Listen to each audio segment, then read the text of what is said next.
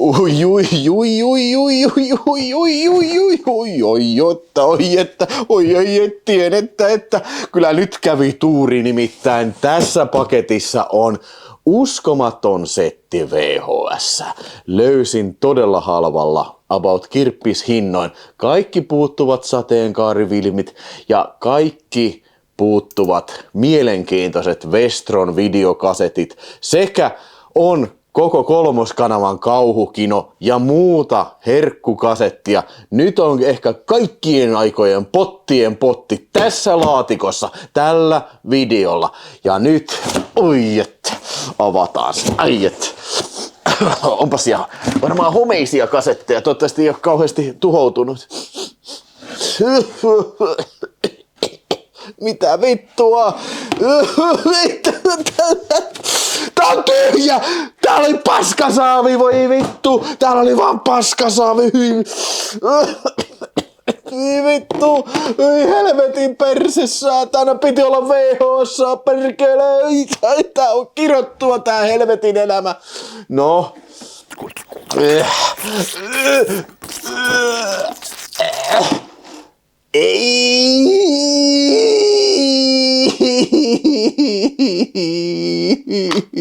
Venomin jatko-osa. Let there be carnage.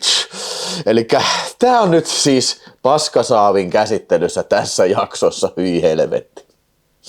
Elikkä niille, jotka ei muista, niin mähän käsittelin tämän alkuperäisen Venom-elokuvan, joka on vuodelta 2018, ja en todellakaan kauheasti tykännyt tästä kyseisestä elokuvatuotannosta.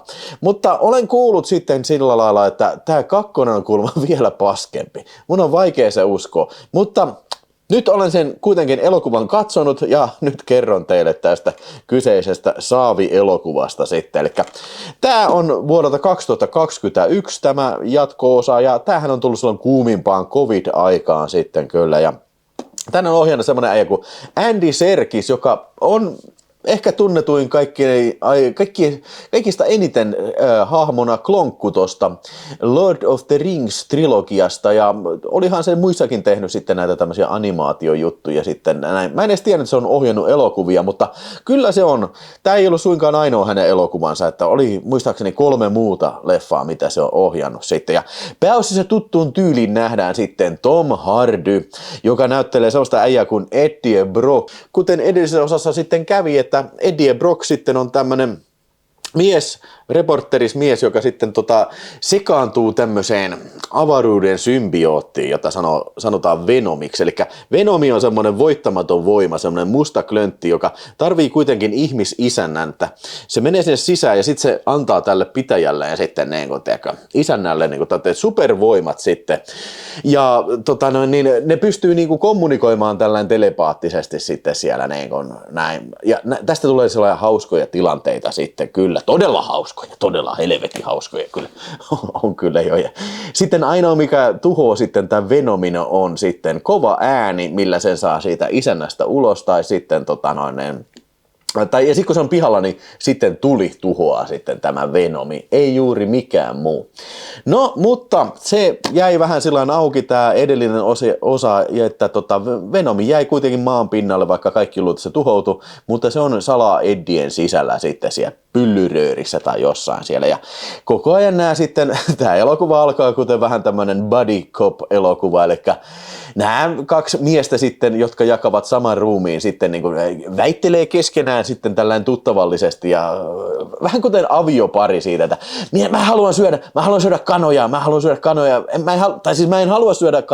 mä en halua syödä mitään kanojen aivoja eikä mitään, mä haluan mennä syömään rikollisten päitä irti, että se ilmeisesti tämä Venom tykkää tosi paljon ihmisaivoista, mutta nyt se on sitten joutunut tyytymään sitten paikallisen kanateurastamon näihin kanoihin, mitä ne on kidnappannut siinä ja niitä se ilmeisesti syö. Tässä ei ikinä näytetä sitä, että se söisi kanan, että ne onkin sitten vaan tämmöisiä söpöjä lemmikkejä sitten niiden kämpässä. Mä en oikein tajua, että miten vitussa kukaan ei ole huomannut, että siellä jotain kummallista tapahtuu siellä kämpässä, koska ihan random sketsinä tässä tämä Venomi tulee. Tuliko se sieltä Eddien sisältä ulos ja pää meni katosta läpi? Että niin kun, ja tämä on ilmeisesti aika yleistä, että siellä tapahtuu jotain tämmöistä hirveätä niin tuhoa siellä kämpässä. Että eikö kukaan niin huomannut, että hei, satana, mitä tuolla naapurissa tapahtuu? Että siellä koko ajan niin hajotetaan seiniä ja tällainen. Mutta ei se nyt ole tämän elokuvan niin mikään kauhean suuri ongelma kyllä tämä. Ei, me päästään siihen sitten.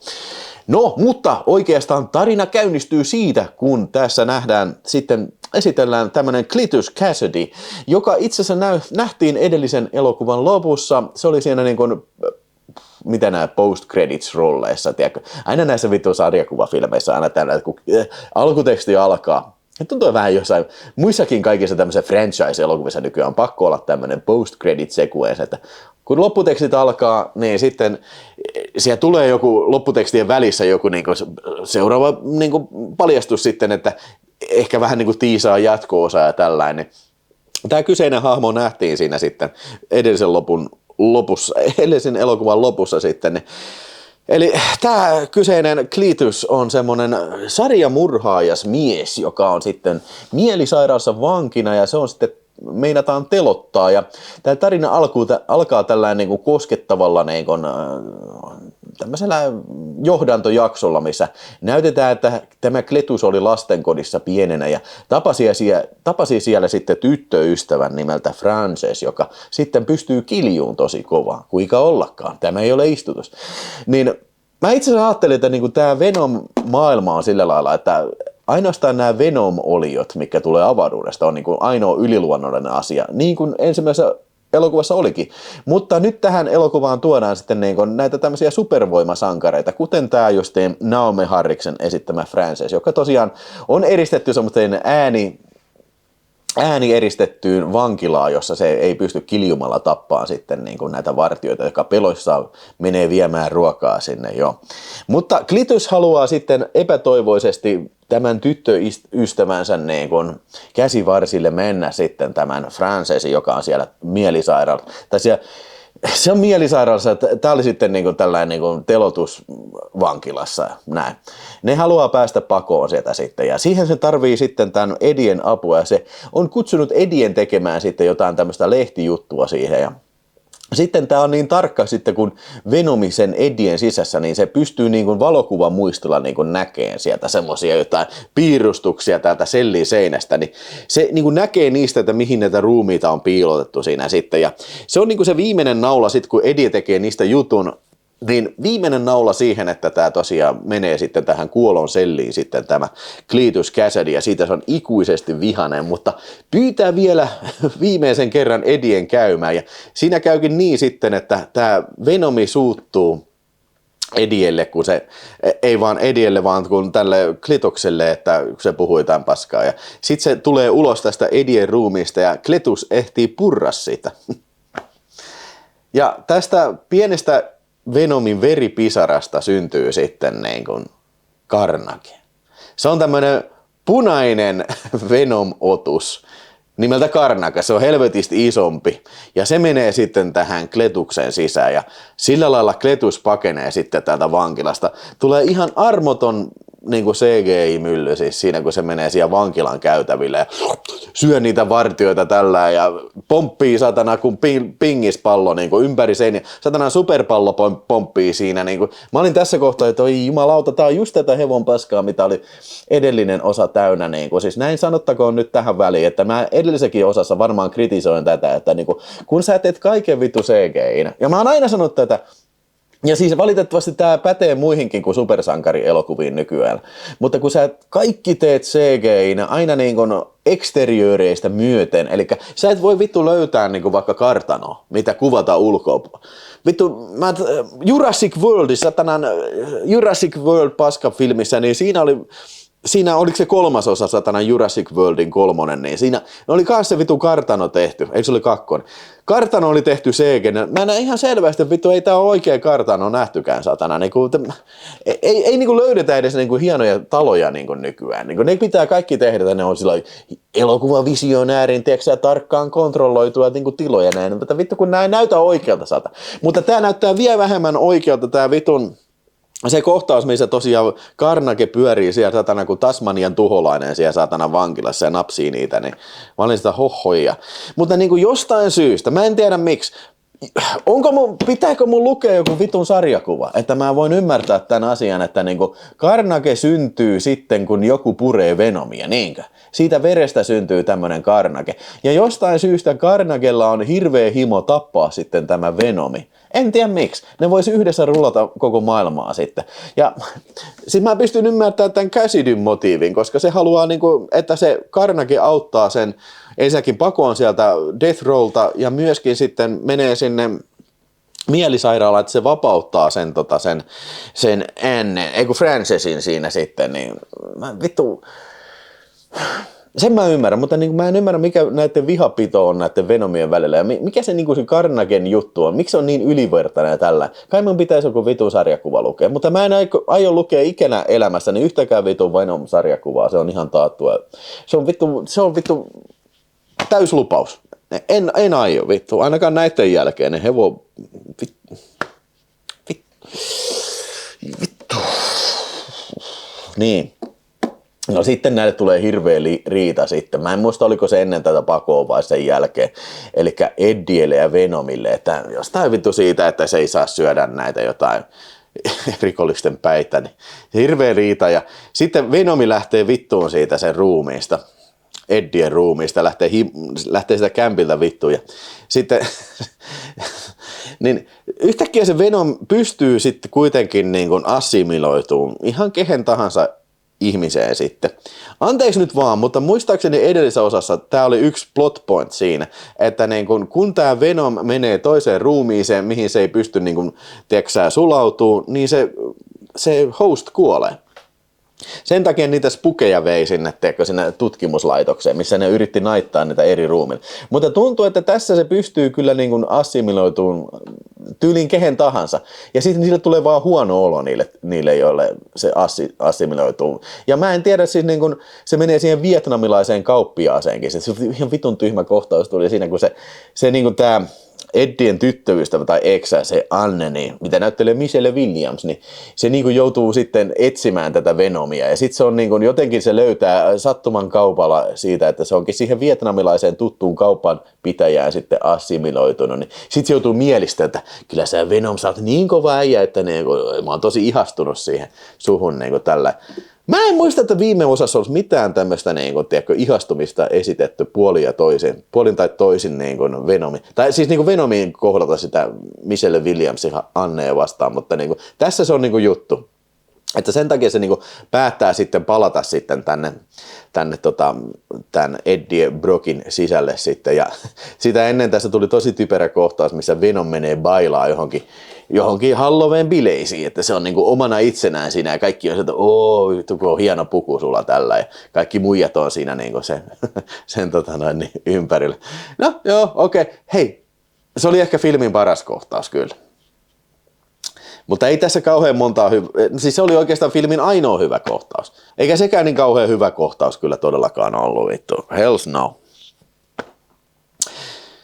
Nyt tässä on tämmöistä CGI-puuroa sitten mun päässä, että niin kun Carnage tekee tuhoja ja Venomi tekee yksinään tuhoja tällä ja sitten kun ne lopulta sitten ne saa tämän Francesin sieltä mielisairaasta ulos sitten tämä Cletus ja sitten Carnage, niin kolmen porukalla ne sitten lähtee tuhoon kaupunkia ja sitten kaupunki on ihan kriisissä tällä, mutta sitten Carnage sitten päättää Cletuksen kanssa,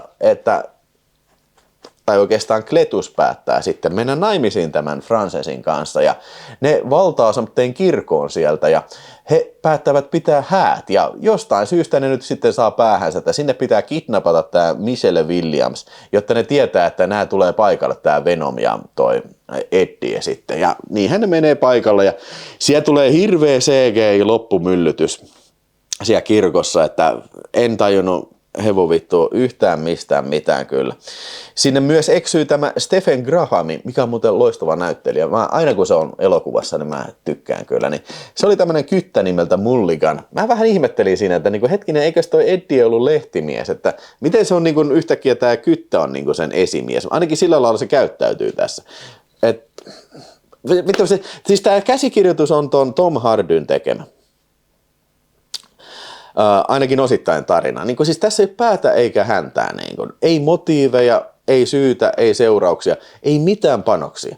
Niin viime osassa niin oli sillä lailla edes, että tämä Venomi, niin sen selkeä niin se paha Venomi halusi lähteä raketilla pois maasta, että se sillä menee kertoo muille Venomin kaltaisille olioille sieltä, että tulkaa hei vallottaa tämä maapallo, koska niin tämä on helvetin hyvä paikka ja me pystytään helposti hallittamaan sitä. Tässä ei ole mitään stakesejä tässä. Mä en tiedä minkä takia Carnage haluaa tappaa Venomia, mitä niin sen jälkeen aikoo tehdä. Jos se sanoo, että niin, joo mä hallitten maailmaa, niin okei. Voi olla, että se sano, mutta niin tämä jäi multa kyllä ohi, että siis tää on niin yhdentekevää paskaa. Niin vittu yhdentekevää paskaa, kun vaan olla ja voi niin ihan oikeasti. Ja siis mä tiedän, että mä en ole kohderyhmää tässä. Mä todellakin tiedän, niin kuin, en varmasti ole, mutta niin kuin, siis se, että katsoja lahjoitti tämän mulle. Kiitos vaan sinne. Oliko se nyt Super Heavy Walrus vai keneltä tää tuli sitten? Tääkin on ollut pitkään tuossa odottelemassa katsolla, niin nyt katsoin sen sitten kuitenkin. Ja ei tarvitse toista kertaa kyllä katsoa kyllä. Niin, siellä on se loppukähy siellä täällä kirkossa siellä ja tulee paljon vitsejä, paljon epäselvää tämmöistä epäselvää CGI-hättöä. Ihan sama ongelma, mikä siellä edellisessä oli. Mutta olisiko tässä ollut ehkä vähän selkeämpää sitten? Tästä mä niin ainakin erotin, että okei, kuka tekee mitäkin. Siellä nämä CGI-möllit meni edellisessä niin toistensa ympäri ja tällä, mutta jos oli parempaa, niin ei kauheasti paljon parempaa kyllä. Mun täytyy mainita, itse asiassa mä oon kirjoittanut muistiinpanoin tässä, niin se oli toinen hauska kohtaus, mikä tässä oli mun mielestä, kun Woody Harrelson, kun se pakenee sitä vankilasta, niin se on omana itseenä, tässä ei mitään CGI-tä, niin kun se menee yhteen kauppaan, niin se hyppäsi siihen tiskin päälle ja se potkasi yhtä kauppiaista naamaan, se oli tylisti tehty. Siinä mä en joo, mutta joo, harvassa ovat hölmöjen huvit kyllä. Ai niin joo. Tässä oli ennen kuin se loppukähy alkoi, niin tässä oli kans kolmas hyvä kohtaus. Tässä oli 3 hyvää kohtausta. Se oli hyvä, kun se söi papilta pään irti. Ja myöskin 4. hyvä kohtaus. Täytyy sanoa, että okei, spoiler, nyt tulee spoiler. Kun Carnage on voitettu sitten vihdoinkin ja Venomi syö sen suihinsa tällä. Sitten se on vielä on tää Kletus on siinä, että hei älä viitti mua tappaa, että mä oon ihan syytön tällä. Ja se vähän aikaa Venomi kattoo sitä tällä. Ja sitten siihen tulee elokuvan ainoa F-bombi. Fuck this guy, ja sitten syö siltä pään irti. Nämä on siis tosi ilman mitään verta kuvattu nämä tämmöiset kohtaukset, ja näissä ei ole mitään niin kuin Gorehoundi innostuisi, ja muka rankkaa tämmöistä. Mutta siinä vähän yllätyin kyllä, että tässä oli niin kuin 1 fakki, ja se oli säästetty just tämmöiseen ratkaisevaan loppukohtaukseen. Okei, tykkäsin siitä kyllä. Vittu, siis täytyy sanoa, että sekin, tässä tulee yllättävän paljon kehuja, mutta se täytyy sanoa, että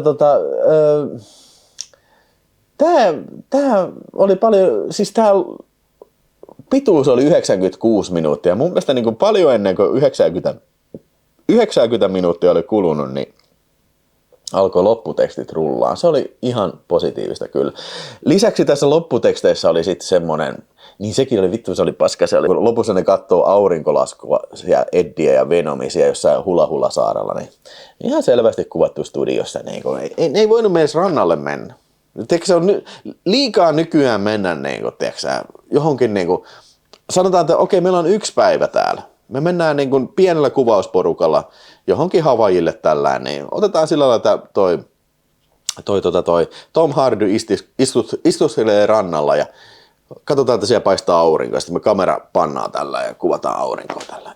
Ei pysty tekemään, se pitää studiossa tehdä. Niin mä voisin kuvitella tämmöinen studiotyöskentely, varmaan on vähän halvempaa, mutta se on vaan todella laiskan olosta kyllä. Ja tää on nykyään iso ongelma niin kuin about kaikissa moderneissa elokuvissa kyllä, mutta tosi räikeän näköistä. Ja siis, kun mä katson tämmöistä, mä taas valitan tästä ja mä aina valitan tästä, mutta kun mä katson näitä, niin se vie heti niin kuin pois. Niin kuin jos nyt sattumalta sattuisi olemaan joku immersio siinä, ei todellakaan missään vaiheessa tässä ollut, mutta niin jos sattuisi olemaan, niin tommoinen kohtaus veisi mut heti pois siitä, että aha, joo, okei, tää on tällainen niin kuin kuvattu green screenillä tai jossain vitu studiossa näin.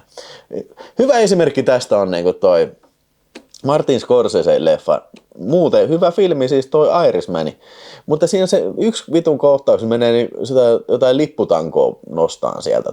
No oli siinä vitu De Niro se vanhemmis CGI-efekti tällä, mutta niin kun, siinä on yksi kohtaus, kun ne menee, Pasino menee, että hei ottakaa toi lippu alas, niin siellä kuvataan siellä katolla. Niin mä näen ihan selvästi se on kuvattu studiossa. Niin se on just, että se kun ne oli siinä talon pihassa kuitenkin, niin eikä ne pystynyt samana vaivalla menee sinne katolle, tiedätkö, ottaa lippua salkoon sieltä. Tai niin kuin alas. Ei voin. No joo, tää nyt vähän rönsyilee tästä, mutta ymmärrätte mun pointin kyllä tässä kohtaa näin. Joo, mä osasin odottaa tätä paskuutta. Oliko tää huonompi kuin ykkönen?